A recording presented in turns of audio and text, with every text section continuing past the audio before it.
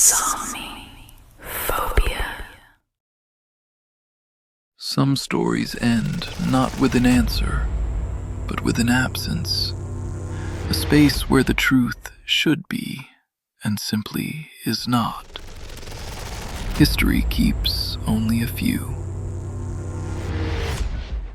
This week we turn to a house on a hill in Fayetteville, West Virginia, and to the night it burned at Christmas in 1945. A fire killed 5 of the 10 Sodder children in under an hour. So it was ruled. And yet, when the ashes cooled, searchers found not a single bone, not a tooth, nothing of them at all. These events became known, together, as the Sodder children case. Somewhere in that ash, a mother would spend the rest of her life searching for 5 small graves that were never there.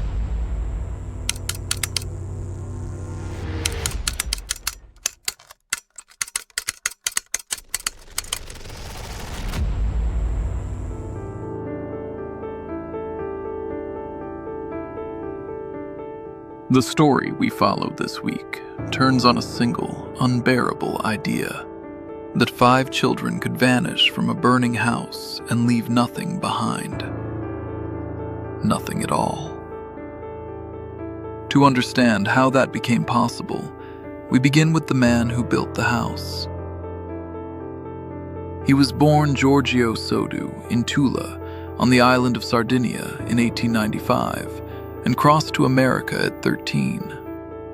By his 50s, he had remade himself as Giorgio Soddu, owner of a coal hauling business and a large frame house on a rise above the highway. A respected man. With his wife, Jennie, he raised 10 children in that house. In a close Italian immigrant community, he was known for something that could be dangerous there: a loud, public contempt for Mussolini. That, some would later say, had made him enemies. It was the family who would recount, years afterward, that a life insurance salesman had come to the door in a temper after George turned him down. The house, the man is said to have warned, would one day go up in smoke, and the children with it, because of the things George kept saying about Mussolini. Around the same time, another stranger appeared, asking after work, or so he said. He studied the fuse boxes behind the house and remarked that they would cause a fire someday, though the power company had just certified the new wiring as safe. That autumn, the older sons noticed an unfamiliar car parked along the highway, its occupants watching the younger children walk home from school. No one, at the time, made much of it. That would change on Christmas Eve. On Christmas Eve, 19-year-old Marion came home from the dime store with new toys for her 3 little sisters: Martha, 12, Jennie Irene, 8, and Betty, 5. The children were so thrilled, they begged to stay up past bedtime. At 10 o'clock, their mother agreed, if Maurice and Louis first brought in the cows and fed the chickens. At about midnight, the telephone rang. Jennie answered and would describe an unfamiliar woman's voice, laughter somewhere behind it, and a wrong number she did not recognize. She thought no more of it. Downstairs, the lights still burned and the curtains stood open. She locked up and went back to bed. Around 1 in the morning, Jennie would recall a heavy bang on the roof, and then a sound like something rolling across it. Half an hour later, she woke to smoke. George's small office, near the telephone and the fuse box, was on fire. George, Jennie, and 4 of the children reached the freezing yard. 5 did not. Above them, beyond the smoke, were Maurice, Martha, Louis, Jennie Irene, and Betty, and one by one, the ways to reach them failed. The ladder that always leaned against the wall was gone, later found 75 feet away at the foot of an embankment. Someone had moved it. Both coal trucks, which had run perfectly the day before, refused to start, and when George lifted the telephone to call for help, the line was dead.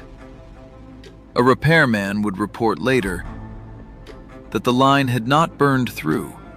It had been cut high up the pole by someone who reached out to sever it. The volunteer fire brigade, thinned by the war, did not reach the hill until morning. By then, where the house had stood, there was a smoldering rectangle of ash and a single stone chimney against the dawn. When the ground had finally cooled, the family and their neighbors searched the ashes for what a fire is supposed to leave behind. They found nothing. No bones, no teeth. Nothing of 5 children who had been asleep upstairs only hours before. The fire chief declared that the blaze had simply consumed the children and closed the case as an accident. Yet, fire investigators note that a house fire rarely burns hot enough to erase a body completely, and this one had lasted under an hour, leaving household appliances only half melted. George and Jennie never accepted it, and in the years that followed, they began to gather what strangers had seen. The accounts were strange. A bus driver said he had watched balls of fire thrown toward the house that night. A woman at a roadside stop claimed she had served the 5 children breakfast the next morning, beside a car with Florida plates.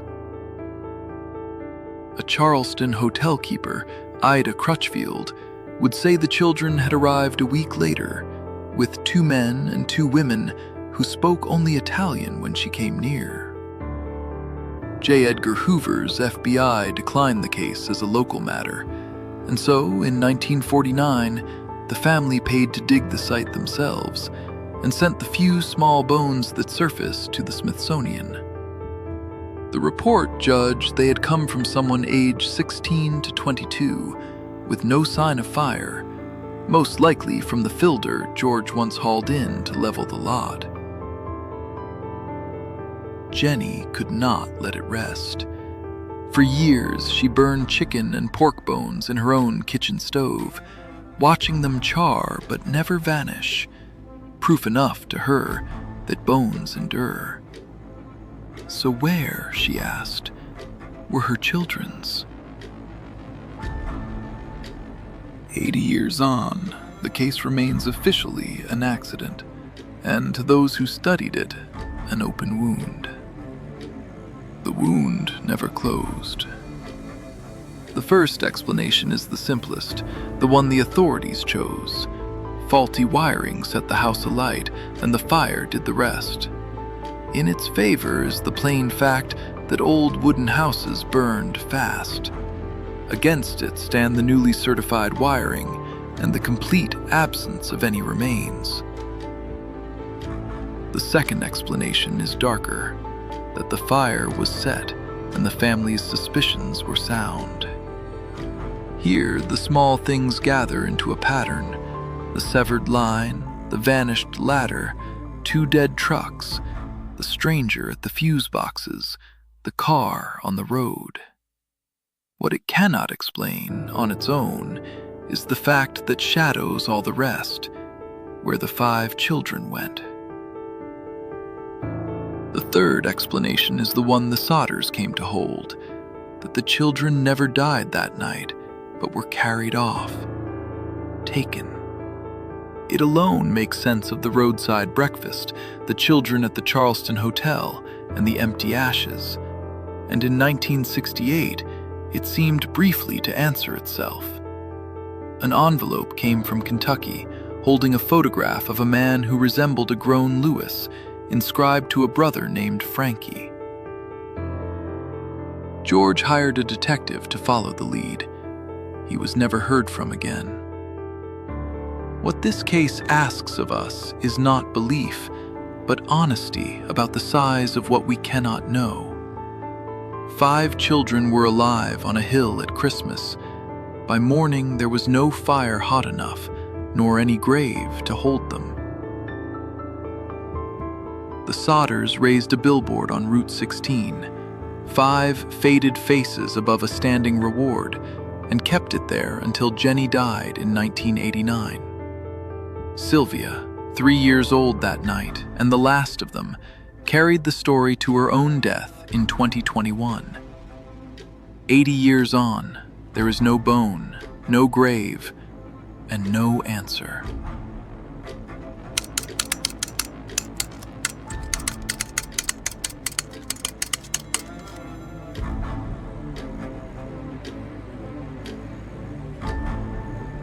Don't be afraid.